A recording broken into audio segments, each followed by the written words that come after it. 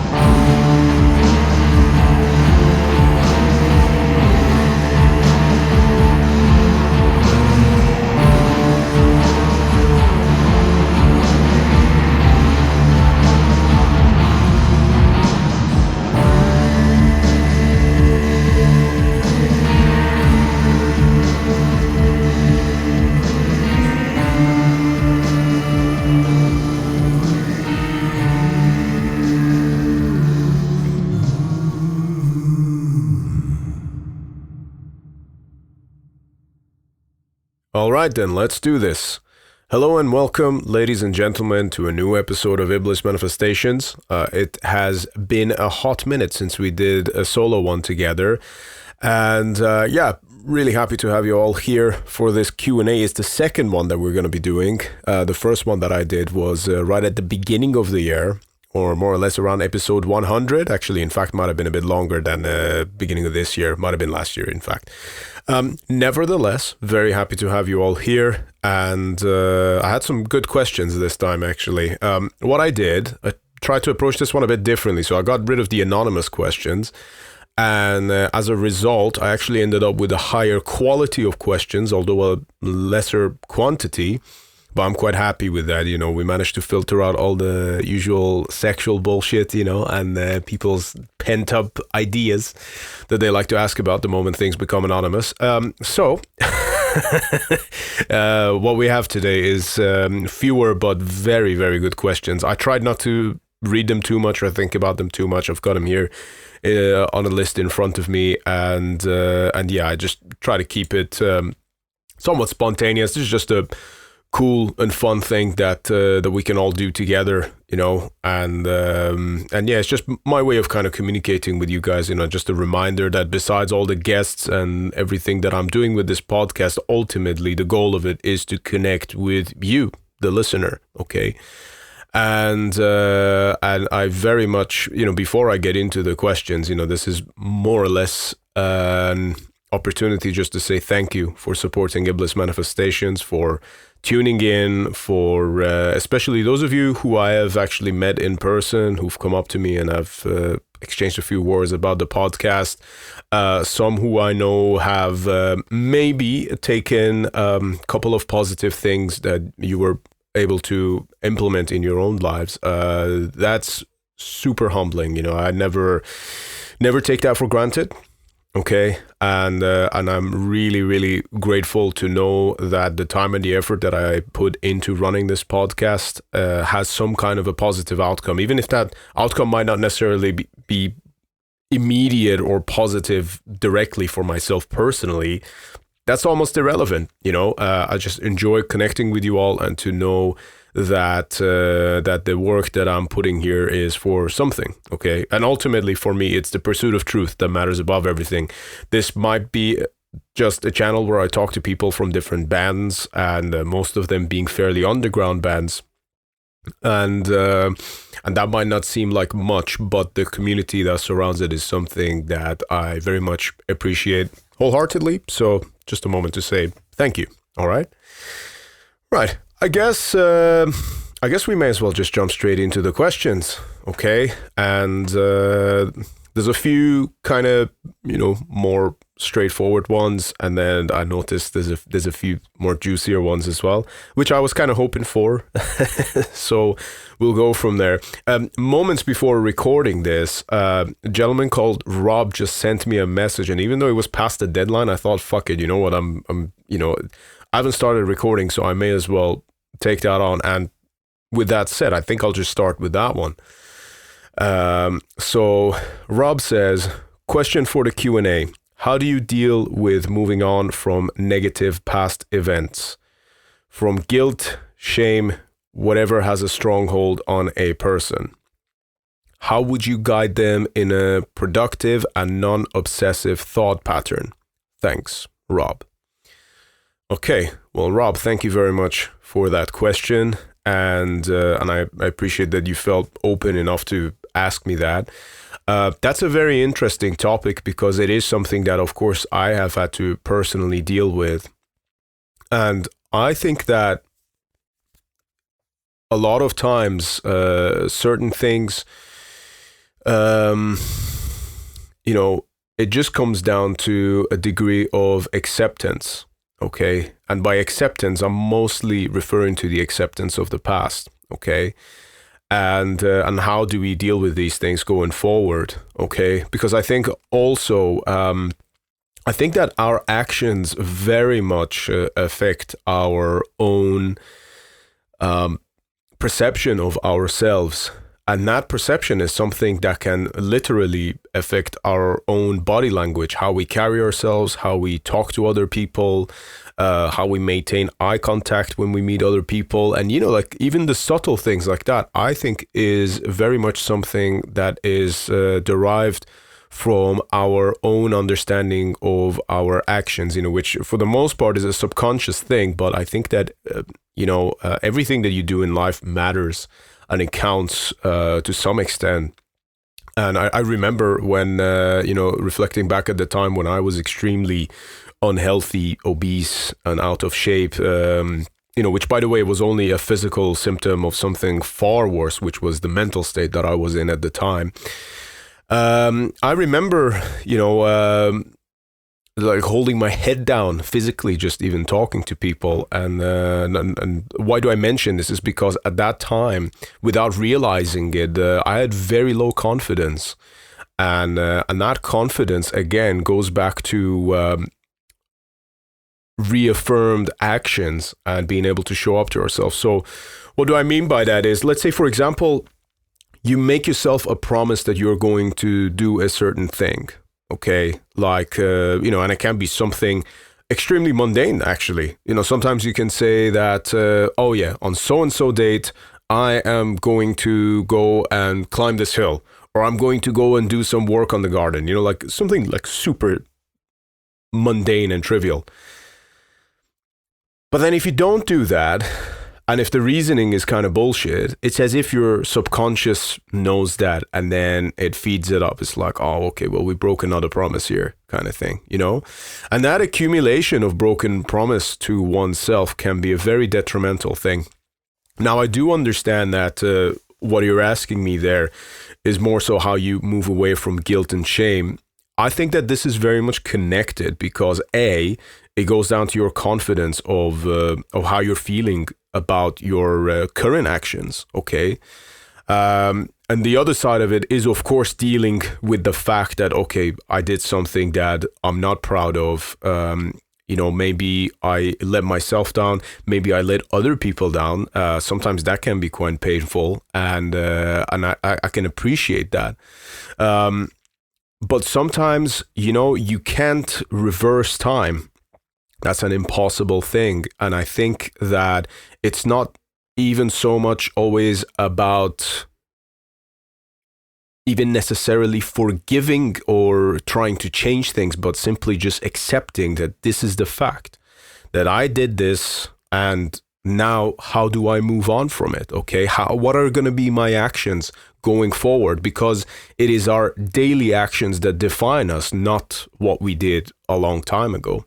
Okay, and I think that as long as you are able to consistently try to do better, That's the important thing. And then that, in conjunction with this thing called time, can generally make it a lot easier to deal with those things. Because I still have moments that I'll think about something that I did or I was kind of a part of, like, I don't know, like 15 years ago. And then it'll bother me. It's like, oh, you fucking idiot. Why did you do that? You know, I have, you know, that's a very normal thing to have. And I think if you really did something that was shitty, it would be worse not to feel that way, if anything. But I think that the important thing is to just learn to accept it. And just know that now you are still here. You are present in this moment. You are not defined by your past. And your past mistakes certainly do not define you now or your future. So what you can do is just simply try to do better and be a better man for yourself and those around you. So that's how I deal with that. And I hope that's useful for you. So yeah, starting with a heavy one there, but I fucking love that question, by the way. That's such a great topic. I could dig deep on that all day because it's a very close and personal thing, you know, and these are not easy things to deal with, you know, and it may be entirely removed from the music that we're all kind of a part of here, but that's okay. That's fine. You know, we're human at the end of the day.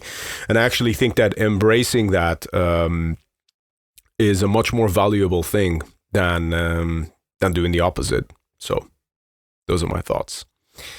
Next question, a little bit more lighthearted. Patrick says, well, there's two questions. A, favorite band you have ever played with? I'll just answer that one straight away. Well, just off the top of my head, we've played with a lot of really incredible bands with TRIVAX. We've been obviously very lucky and blessed to have done this. Just off the top of my head, though, without thinking about it too much, we played with the guys from Panzerfaust back in August 2022, and this was at the Electroworks in London. It was actually us, Panzerfaust, and Uada, just the three of us playing that show, and it was a great evening, actually. But Panzerfaust, besides the fact that they put on a killer fucking show, and then they turned out to be actually very like-minded as we are, and I remember they had these infidel patches, and then they were like, we wear these for you guys kind of thing, you know, and that was a very, you know, a wholesome but like heartfelt gesture, and I very much appreciated that. You know, to know that despite the background that we come from, we're kind of not on our own, and that there are other bands that are not shit, they're actually really good and are making good music and putting on good shows, but also have this attitude. It's just fucking great. I love hearing and seeing that in the flesh. But the other aspect of it, of why I thought they were cool, was the fact that they were of course the touring band. We were actually only doing that one show at the time. And Panzerfaust were actually kind enough to skip their sound check just so that we, as the opening band at the time, would get the opportunity to do our sound check. And I thought that was a great sign of character. So just off the top of my head, for those reasons, favorite band we've ever played with at this moment would be Panzerfaust. So yeah, respect to those guys. I fucking love what they're doing, by the way. And I do need to get Brock on the podcast at some point. That's unquestionable. It's just a matter of logistics. So the second part to Patrick's question here is bands you would like to... Well, it says band you would like to play with. I assume you meant bands. So, I mean, there are so many. And like I said, we've been quite blessed with TRIVAX that... you know, many people that I kind of looked up to as a teenager, I've been able to shake hands with, share the stage with, and many of them also have on this podcast. But anyway, I digress.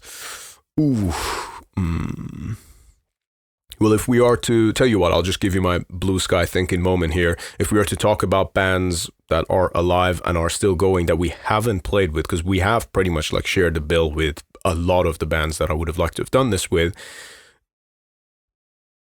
the band that we would like to share the stage with would be Metallica. I know that's brave, and I know that to some people that might even come across as cheesy. That's fine. They were the band that got me into this. They were the band that actually got pretty much all of us into this, certainly the case for our drummer Matt. And they are a band who have blown off the fucking doors of this music at levels that you can't even comprehend, and I know maybe it's an uncool answer. I don't care. Even if it was like at a place where there's no one in the crowd, but it's just TRIVAX and Metallica playing, I would be fucking all over that because of the symbolic nature of things. And then, of course, going back to playing Metallica at our first show in Iran where they set the place on fire, and the story that is ad nauseum. I've told you guys many times. If you don't know it, I'm sorry, but I've just talked about it so many times. I think some of the listeners are going to get angry. But that was TRIVAX's first gig. We played in Tehran, February 2011, and we played a bunch of covers. We played a bunch of our own stuff. Cover-wise, we had everything from Metallica to Mayhem, but the Metallica part was quite pronounced because that's how we opened the show. And then having the school or the venue set on fire at the end, whilst we were still playing. And then obviously then having to evacuate and all of that stuff. I don't know. It's just very special memories. And if it wasn't for Metallica, I would have never picked up the guitar. I wouldn't be sat here talking to you guys. So yeah, I'd love to play with them just to say that I have. Okay. It's not about the exposure or any of the other side, because I think it's kind of a different audience anyway. Maybe. I don't know. No, I would just like to do it for symbolic reasons. And, that's something I would say yes to in a heartbeat. Just saying. So, next question. John asked me on Instagram, is there a band/artist that you listen to or enjoy that would surprise listeners? Well, that's a good question, because I have a very fucking quirky and eclectic music taste. Sometimes I like really general basic stuff, like I just, the rant I just gave about Metallica there. And they're general, but they still have a lot of potential. Just to dig deep into the details of what they've done, I think it's fascinating. But yeah, just to take that a step back, I don't know, because I don't have any music that I listen to that I feel guilty about. But I guess something that's a bit more unusual, maybe, some of the hip hop that I quite like and listen to. Maybe, I'm a big fan of synthwave as well. I'm a big fan of 70s electronic music. I'm a huge fan of Persian traditional folk music, especially the work of Humayun Shajarian and, of course, his father. But that is maybe less surprising considering my background from Iran and some of the folk music that I've started to incorporate into TRIVAX. Maybe that part is not so surprising, but yeah, I don't really know what would be surprising about my music taste. Maybe I like some 80s, some 90s pop as well. But yeah, there's nothing that I listen to that I think would be kind of like a guilty pleasure. But yeah, my taste varies from all over the place. Black metal maybe at this point doesn't even form 5% of the music that I listen to. So yeah, and I'm fine with that. It used to be 100% of it when I was 15, but I've learned to live a little since. So next question, Ignacio. I think I'm saying that correctly. It's Ignacio, isn't it? When will TRIVAX come to Spain? Good luck with the Apsu tour. We literally just played in Barcelona. I don't know if you were there or if you're asking us to come back. We just played at the Winds of Agony Festival in, it was in this little village called Granollers outside of Barcelona, not far. We played there with Blasphemy, Beherit, Death Worship, and yeah, just everyone basically who I absolutely fucking love. Aura Noir were there. Our friends in Abduction also played at fucking like 2 a.m, crack of dawn.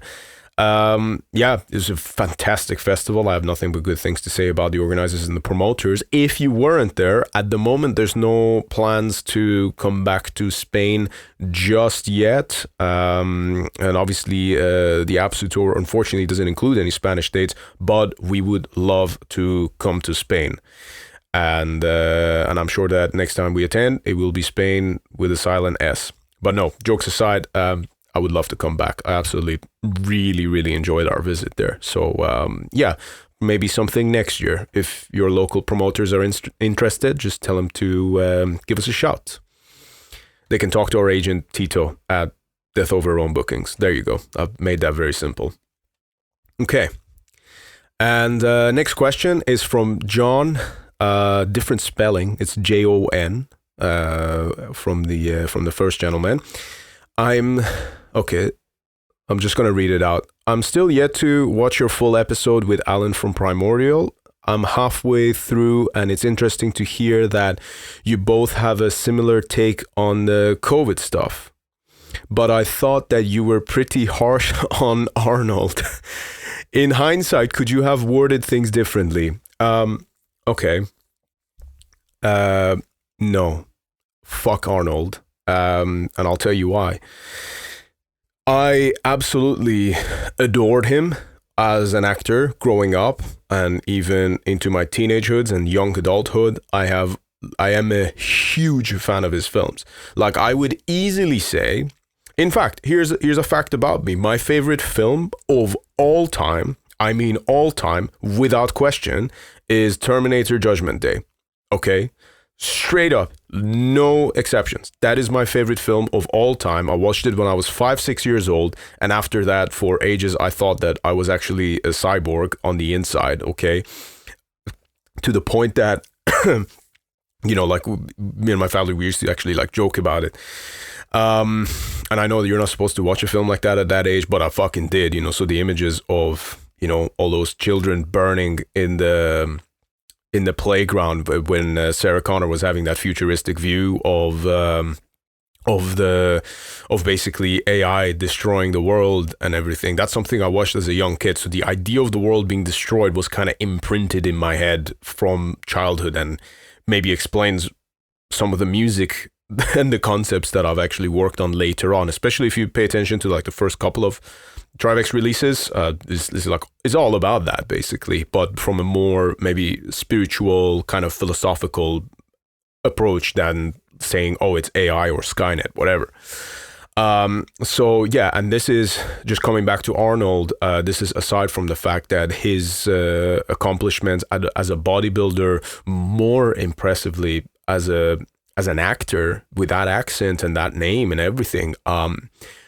You cannot deny those things. I'm a big fan of him in that sense of the word. Where I take problem with him is the fact that he sold everyone out. He sold everyone out because of, his own position and his own greed, and perhaps trying to appeal to some of his friends. Maybe some of it is like financial compromise for him. Okay, these are things that are actually very common in that kind of world.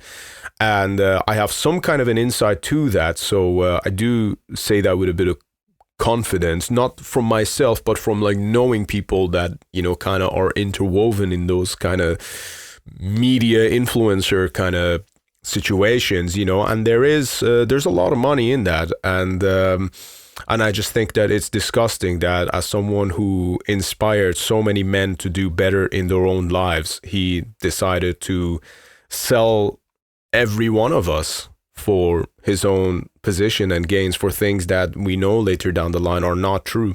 It's not a conspiracy theory that, he was saying that you have to get the jab to stop the spread of the virus, and that it would, only work if everyone took it, which is just kind of backwards. It's like, okay, so I have to take mine for yours to work. I don't know. But, again, I just think that that's wrong, and if you want to be protected or not, that should be a personal choice. That had no effect on anyone else. And this was a selling scheme, and at the time we were coerced into thinking that oh yeah, this is the only way out, when in fact it wasn't. When in fact, if you read The Real Anthony Fauci by Robert F. Kennedy, you will know that they actually banned other medications that were known to reduce the viral replication and be actually quite effective against COVID. And there's a lot of fuckery that happened there. Okay, and I think that in the case of Arnold, even if you go, it's one of those things that it was very sad for me. Like, it was an extremely tough pill to swallow, because I literally idolized him for a very long time, and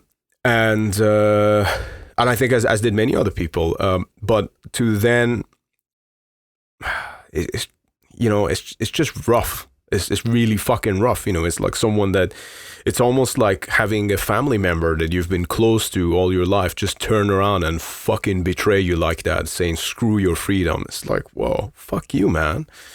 And you know that it's not genuine. You know that those words are not genuine. And I think that then some things start to make sense. Then some of the things that Dorian Yates said about him kind of makes a lot of sense. And then you go back to Pumping Iron, even though it's a classic film. I fucking love that film. But then just how he was even talking about, being quite narcissistic, saying, giving wrong advice to the other guys to beat your competition and all of that, and then say, just too many things, man, too many things. And that kind of trust is broken, and look, this is, my opinion will not affect him negatively, or if it does, he fucking deserves it. So there you go. But I wouldn't have worded things differently at all. I actually think I was quite straight to the fucking point. I said that you can look up to someone if you want to, but at the end of the day, like, you can learn from someone, you can enjoy their work, you can enjoy what they do, but at the end of the day, he's a fucking sellout, and he basically sold out the entire human race, as far as I'm concerned. And I genuinely mean that, okay? So, yeah, I don't think I was harsh. And if I was, he deserved it. Okay, moving on. Jason. Hi, Jason. He says, do you sometimes think it's better to just stick to topics to... Sorry, I'll read that again. Do you sometimes think it's better to just stick to topics of music to avoid catching heat from people in the scene? And then he goes, I appreciate your courage to speak about different issues, but I'm curious to see how you handle public pressure, especially as people can be quite sensitive. So it is a good question, right? That is a very good question, and it is totally relevant, especially when you live in a world where what you say can actually cost you opportunities. Like the advisable thing for a band, especially, believe it or not, in black metal and in the extreme metal sort of subculture, is to just keep your mouth shut and then just do whatever, go with the flow, and then just focus on the music. And to an extent, I value that, I appreciate that, but that's not who I am. I didn't pick up the guitar and start performing extreme music just because I was a go along to get along kind of person. I am not. That's a simple fact. And here's the thing. If I see injustice, I'm gonna fucking call it out. Now, that injustice can be something that is against the local religion, okay? Which, growing up, for me, was Islam. Growing up in Iran, to me, the oppression and the injustice that I would see was the left, or the right hand, rather, of Islam in my country, and just watching it fucking wreck everything and rid people of all the basic human rights in many ways. But then that injustice in the context of the West can be something like, let's say, the lockdowns, or it can be something like, I don't know, corruption. And I'm not gonna be silent about that. If I think something, I'm gonna fucking say it, and if it offends someone, I'm not going to stop. And I'm not going to apologize for it either. These are my opinions. It's free speech. I'm going to put this out there. Now, interestingly enough, I would actually say that because I have been so direct and honest about a lot of my viewpoints, in fact, I've been direct and honest about all of my viewpoints, maybe even to a detriment, but I don't care. I'm not going to stop that. I'm going to speak my truth whenever I feel necessary, and this is my platform to do that. Now, many people will either connect with that or they might be off-put by it. And of course, I'm not trying to purposely offend people or purposely put them off. That's not what I'm trying to do. I'm not doing some kind of like shock tactics trying to get clicks or whatever. No. This is just who I am. These are things that I think. And I feel like, you know, to be in a position in life where you have anyone listening to what you're saying, and where you've actually come as far as I have in my personal situation, starting from basically the absolute bottom of the pits of everything, and to now have a platform and to have done what I've done with music and to have done what I've done with even the health and fitness, and now the podcast, which of course that has had a growing audience. I just feel like it would be a betrayal of all of the hard work and the effort and the support of everyone if I got to this point and then started being a fucking phony. Well, guess what? I'm not. I'm going to say what's on my mind, and I'm going to say it like how it is. And people can either take it or leave it. But I am not going to stop how I am. Okay?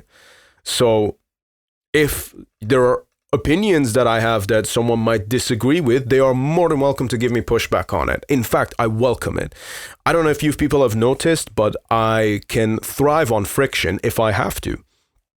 But ultimately, I'm not going to do this to then just say music and then, oh, maybe let's get some gigs, maybe let's get some networking. Life is too short for that kind of fucking nonsense. Okay. And I know that that's why people use these kind of platforms for. That's not what I am about. I am about the truth. That's what I care about. Okay. And that's why I try and study things as best as I can and try and pay attention to my surroundings. And these are the conclusions that I come up with. And also, saying that, I do reserve the right to change my mind about stuff as well. I'm not just going to double down on the same thing if at some point in the future I feel like, okay, well, this is no longer sensible. Interestingly enough, COVID was one of those things. When it started, I don't know if you people just assume I'm a fucking tinfoil hat wearing whatever, which, by the way, if you do, I don't take that as an insult. In 2025, being called a conspiracy theorist is a fucking compliment, if anything. But when COVID itself started, I was fucking petrified. I was like stuck indoors. I was like, oh no, I'm not going to go outside, or, you know, and I was like getting super paranoid about germs, and then doing like fucking shopping and then coming with a mask or whatever, and then coming back home and then washing, spraying all the fucking bags and stuff. And then after 8 weeks, I was like, what the fuck am I doing? This is stupid. This is really fucking dumb. I can't believe I am doing this to myself. So I snapped out of it. And frankly, I never looked back. And then there were a few moments, the most pivotal moment I'm not legally allowed to talk about on here because we had to sign a bunch of stuff. But it was very clear to me that the whole thing was complete fucking bullshit, and I didn't trust what they were mandating. So yeah, a bit of a long-winded answer to your question there, Jason. But no, if speaking the truth is going to cost me opportunities or make me enemies, so fucking be it. I'm not afraid of that, okay? I didn't leave Iran and go through all of the fucking bullshit that I've been through that no one knows about just to come here and then be silent and then just say, okay, go along to get along. That is not who I am. So, yeah. I'm going to talk about whatever the fuck I feel like talking about. So, thank you for that question. Right. Okay. So this one, I'm going to skip a couple just to give you a more lighthearted one, and then I'll get to there's a couple of other heavy ones I can see down here. So Ali says, no question, but hope to see you in your homeland soon. Horns up emoji, horns up emoji. Thank you. I would love to do that. That's my dream, is to come back home and play a fucking gig. And yeah, that I can't imagine anything cooler than that, actually. You know, especially now that, you know, without going too much into that, you know, without getting overly fucking sentimental and all that, I cannot, you know, like now that TRIVAX is kind of actually working, and then we're the busiest we've ever been, and then playing all over different countries, festivals and tours, and, you know, the album did really good, and, you know, all of that kind of stuff. You know, I say really good, again, compared to where we have been before, you know, but it's all maybe a matter of perspective. But anyway, that doesn't matter. The thing that is always bugging me at the back of my mind is like, oh, fuck, how cool would it be to go back to Iran and do this now? You know, especially as now the band is getting better, as we are really honing in on our craft. The chemistry of the band, I think, is undeniable, especially if you watch us live.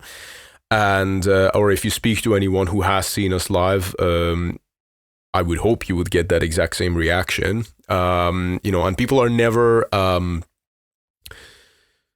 just purely judging on other people's reactions, which I don't fixate on too much. But all I've heard is, you know, people are never neutral about TRIVAX. Once they've seen it in the flesh, it's never a neutral response. It is quite strong and passionate responses, which I fucking love that, you know, and that's when you know you're doing something right. So to me, to now take this entity back home and to fucking blow the doors off, oh, fuck. That would be a hell of a thing. So thank you, Ali. I hope to see you at the front. I'm sure it will happen someday. I'm certain it will. Whew. Right. Okay. So the next question is by Anne. I believe that's our friend Anne from London. There's two questions. Question 1. What are your thoughts on Operation Raise the Colors? Is there something that you think either left or right are overlooking in regards to the topic of British patriotism? Okay, now that's a great question. And I'm glad that you thought I was the person to ask that question to. So a few things here.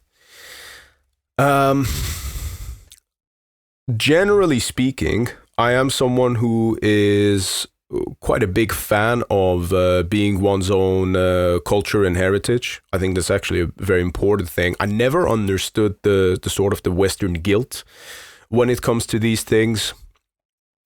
I'm not so much a fan of the weaponization of it, but again, I just try to, instead of immediately putting my guard up, I try and understand where people are coming from. And my concern with this is actually, I look at this a bit more long term, because I know that there's a bunch of stuff happening on the 13th of September. And first thing is first, I absolutely support people's rights to protest. I'm a big fan of that. I'm a big fan of actually flexing that muscle in general, regardless of what policies you're backing or what even is your cause, whether I agree with it or not.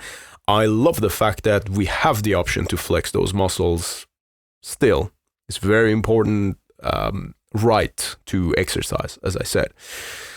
What concerns me with that is, well, there's a couple of things. A, as I said, is the weaponization of that patriotism, as you put it. Because the moment it's weaponized, then it becomes a double-edged sword.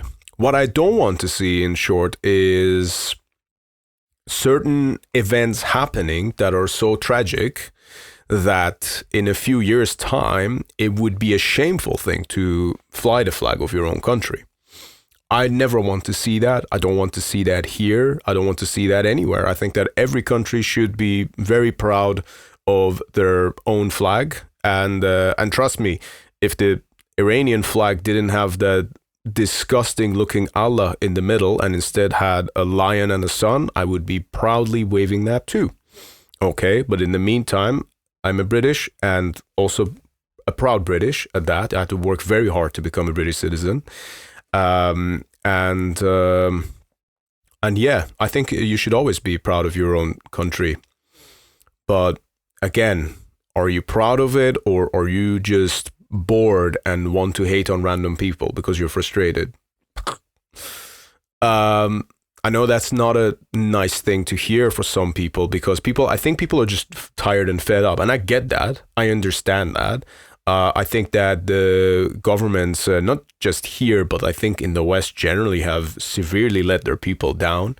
I've talked about this a lot in different interviews, but it's here now, so I'll talk about it again. But yeah, I think that there's been a very clear sabotage of the West, where the incompetence levels are at such a degree that you genuinely question, is this just incompetence, or are you guys just purposely fucking this whole thing up for everyone, just to destabilize it? Okay, so yeah, I'm a fan of people, especially people who are at a position where they feel alienated in their own home country and in their land, to take to the streets, as long as it's peaceful and legal protest.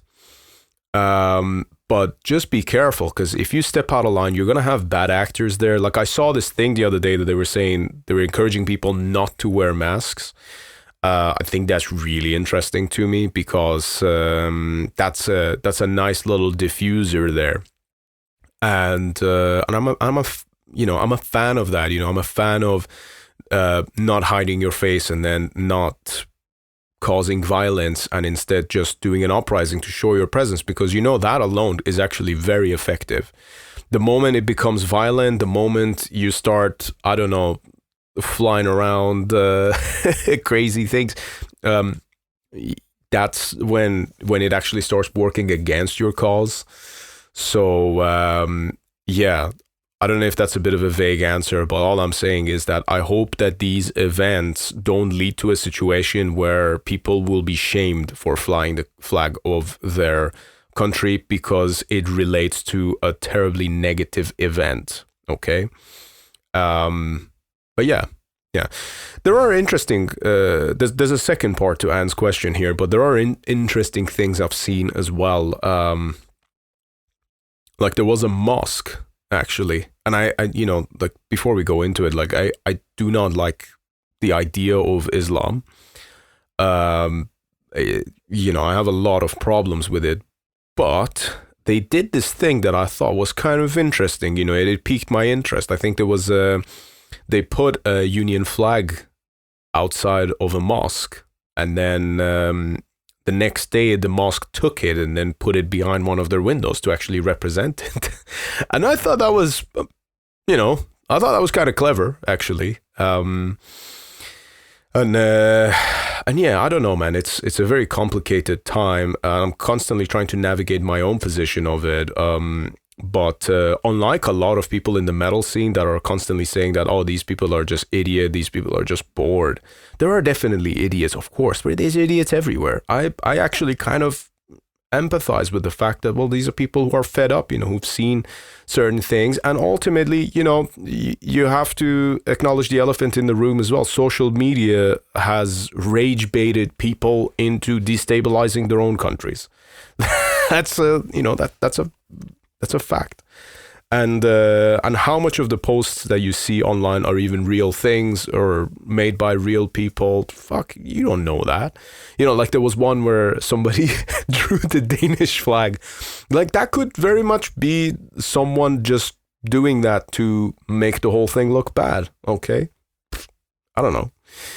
But yeah, as someone who is, let's say, like I said, I consider myself a proud British, but if I was still born and raised in Iran. So if I walk past a Union Jack flag, the Welsh flag, or the or the English flag, like I'm not going to feel threatened by that. I'm going to be like, yeah, cool. That's the flag that represents where I am, you know? So that's all I feel about it. And yeah. So that's all really. Question 2, what would you consider to have been your most controversial interview so far? Tell you what, I'm just going to reel this back again, just to the previous topic, because I feel like I really want to add this last part in there. I do think that we would all highly benefit, you know, whether it's this Raise the Colors movement or like in any situation, whether it's the COVID conversation we were having a moment ago and has been ongoing for the last 5 years, whether it's the left and right, or, you know, the politics in America, especially, that are like even more divided, you know, the people like literally like fucking want to kill each other over different beliefs and ideas, which to me is so fucking dumb. Like you know, it is religious mindset. Let's face it. The thing that I will say is just try and understand where people are coming from. Okay. Instead of immediately putting your guard up, just say, well, okay, well, why is that person thinking that? Try and see the reason. Try and see how they got there. You'll either find that you'll agree with them, which, by the way, is fine if you change your mind, or if you disagree with them, you can converse with them. And you can see, well, why do you disagree with them? That doesn't mean you have to fucking hate them just because you disagree with them.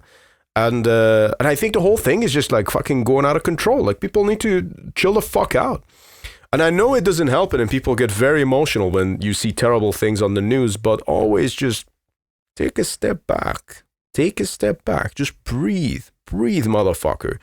Let your brain calm down, assess the situation, and see, well, who's benefiting from this? These are the questions we should be asking. So, there we go. Back to Anne's second question. What would you consider to have been your most controversial, in quotations, interview on the show so far? That's a very good question. I don't feel like I've had any, personally. I don't consider any of the conversations that I've had to be controversial, for the simple fact that it's always been in the pursuit of one thing, and that is the truth. I don't think the truth is controversial as far as I'm concerned. And I really try my best to do well with that. I really try my best to be genuine. And as much as I fucking hate being called a journalist, it's one of my pet peeves is when people call me a journalist. I don't consider myself one, but I do understand it is the nature of what I do. And I try and approach things from, trying to understand where the guest is coming from, but also what's my own opinions about these things too. I'm entitled to expressing my opinions as well. And with that said, I don't feel like any of my episodes are controversial. But if you're thinking about like people looking in from outside, I don't know. I don't know how people look at things from the outside. They might find one of my fitness episodes controversial, even though it's not. Obviously, I'm talking about, you know, being better.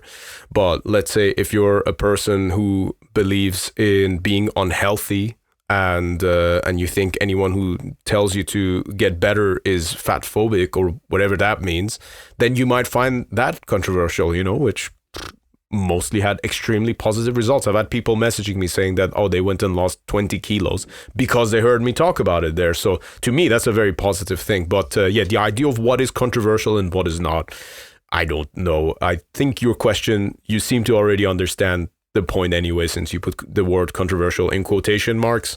But I don't think I have any. I think I'm just pretty straight up, you know.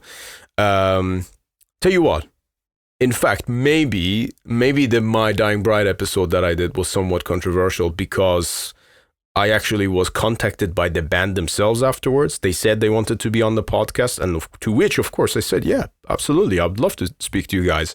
But just before we did it, they decided not to go ahead with it, which again, I respect their wishes on that.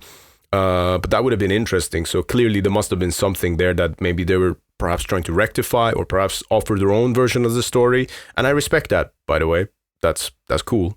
But maybe that's controversial. Maybe that's controversy. I don't know. But there you go. What else have we got here? I think we're almost at the end of it now. A couple more. Okay. This person says, I don't know what this username is. When I look at the profile, there's not much going on there, so I can't make out a name from it. So we'll call you Jim, all right? And if I have misgendered you, I am terribly sorry. So the question goes, how old were you when you decided to leave Islam, and were you worried? 16. I think I was 16 years old. And was I worried? No, I don't think so. I think initially I was just frustrated because I felt that a faith that I was following my whole life, 'cause again, many people don't realize this. I was actually a practicing Muslim pretty much. Well, growing up is it's like a standard. It's already there, it's like the same as like growing up Christian or whatever. It was always there, so you just kind of automatically identify with it, which is, that's a normal thing to do. I think by the time I got to age 13, 14, and really started to get into music, at the same time as that, I was actually at the peak of being into Islam and practicing it, and even encouraging like other kids to like go and pray and all that bollocks, which maybe inherently there might be some value there. I don't fucking know, but to me, it just never felt right. I have this very vivid memory of trying to pray on my own this day, and then you got to do the whole thing of you bend over, then you go down and you put your head on the fucking little rock on the floor and all that stuff. And I remember doing that and then just thinking to myself, something about this doesn't feel right. Why does it? I almost felt like I was partaking or participating in this act of self-violence, or as if I was almost like hurting myself by doing that, and that didn't. I was so confused by that feeling. I was I'm praying so hard. Why do I not feel anything? And the feelings that I have are actually rather unpleasant. Why is that? Oh my God. What is wrong with me? And genuinely having those questions as what was I 13, 14 years old, being this doesn't feel right. I don't know, but I'm just doing what I know I need to be doing. And all I was doing was just praying and doing the movements. And also the fact that in Islam, when you pray, you have to pray in Arabic. I think that's already something that felt kind of alien to me, especially, because that's not the language that we speak. We speak Farsi, we speak Persian, not Arabic. And the fact that my religion requires me to speak an alien language that invaded my home 700 years prior, I didn't feel very good about that. But at the time, I was kind of brushing it to the side. Then I discovered metal and heavy metal. And I really got into it straight away. It was I found my calling. It was when I first discovered Metallica, and then Iron Maiden, and then Death, and then even even Slipknot and the like. When I discovered all of that stuff, and then immediately was listening to Mayhem, I was okay, well, I found my calling here. There's power to this motherfucker. And now, all of a sudden, me as someone who maybe for most of my life didn't feel like I really belonged anywhere, I did have a sense of belonging. And I finally felt shit, I found the thing that gave me power and actually serves me instead of me constantly having to serve it and not feel good about it, which was the case for Islam. And yeah, slowly but surely reading some of the lyrics and... I think I remember reading some Dimmu Borgir lyrics, and then that kind of had an impact on me where I was wow, these guys have a very different approach to philosophy, because say what you will about those guys, I think that some of their lyrics definitely can be quite, especially at that early age, discovering that in Iran and then reading it can be very thought-provoking. Behemoth had a similar impact, although they kind of came a little bit later for me, but still, reading some of that stuff, that, wow, you can be courageous to criticize your religion and stuff, but why would you criticize it to begin with? Oh, well, here are the reasons. And then it's okay, now I get it. And then through that, I just kind of drifted further and further and further away from that religion to the point that I was like very vehemently against it. And, then went down this kind of other rabbit hole that I've kind of made my, I'm kind of like on top of the hill and kind of looking back and looking at all the weird twists and turns, Well, I say top of the hill. I think that I still have quite a bit to go spiritually. But yeah, it just took me on this interesting journey. And, but yeah, that's kind of what led to me wanting to leave the religion. And I was exactly 16 years old, I think.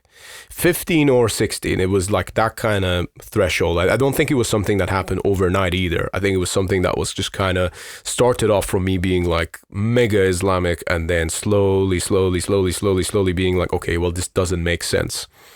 And yeah, there was a few events there that kind of helped shape that, but that was the age. And just back to the second part of your original question, was I worried or concerned?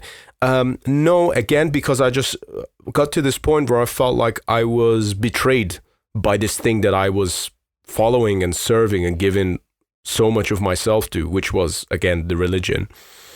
And from that moment, I just felt like I had to explore life on my own terms instead of based on this book that is in an alien language to me anyway, that I never chose to read. I never chose to read the Quran. It was just forced down our throats. And then for a long time, I just accepted it as many other people have. And then I realized, like one thing that for Farsi speakers, I never, ever, ever use any kind of Quran or Arabic type of phrases when I speak Farsi. Even though we have quite a lot of those, I purposely avoid saying things that sound like that because it's alien. It doesn't belong to my country. It doesn't belong in my blood. And I will not abide by it. So there you go. Last one. And based on the name, I think this is an Iranian person. The username is Armani /Ian. I'm assuming their name is just Arman, and this is someone from Iran. Apologies if I'm being presumptuous there. The question is, what is your view on revenge? And have you ever taken revenge on someone? Is that worth? Yeah, I thought you were talking about the band, to which I was going to say I fucking love them. But they're talking about actual revenge. And the last part says, is that worth? I assume you mean, is that worth it? So, that's a really interesting one. It's something that when I was younger, I have partaken in. And I don't like the idea of revenge so much because revenge to me sounds like a feeling of grudge that you sit on and marinate. And I don't like that.